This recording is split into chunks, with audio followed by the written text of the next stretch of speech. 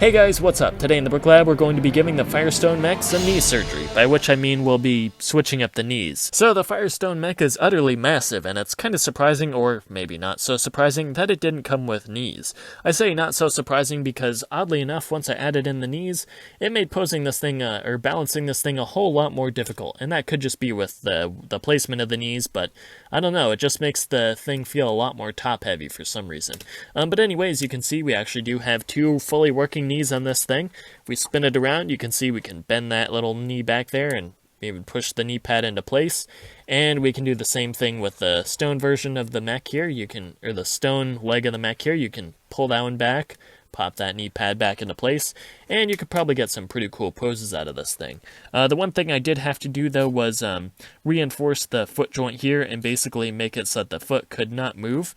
Basically, that just helps keep the mech from, like, toppling over.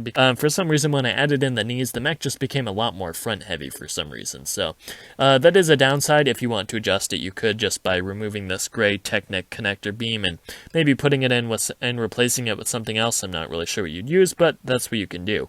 Although you can see... Whoop, never mind, it doesn't balance very well. Yeah, the process was actually a whole lot easier than I thought it would be, and that's partly because this design is not my own. In fact, I started my own design, but it did not go so well. It was going nowhere.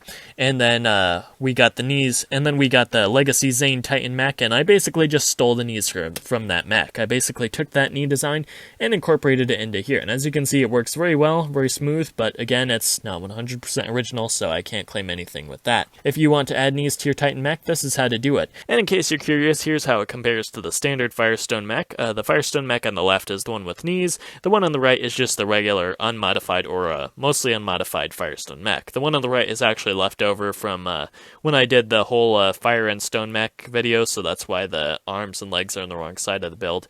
So there's that. Before I forget, I did get a request to show what the stone mech would look like if it was all stone using parts that weren't included in the set.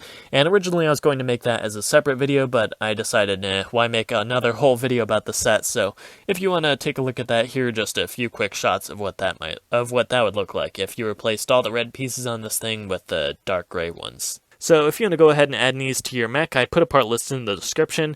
I kind of lost track of which parts I used that weren't included in the set. Yeah, so most of the parts that you need are actually going to be included in the Firestone Mech. So gather your bricks, let's cue the music, and let's get building.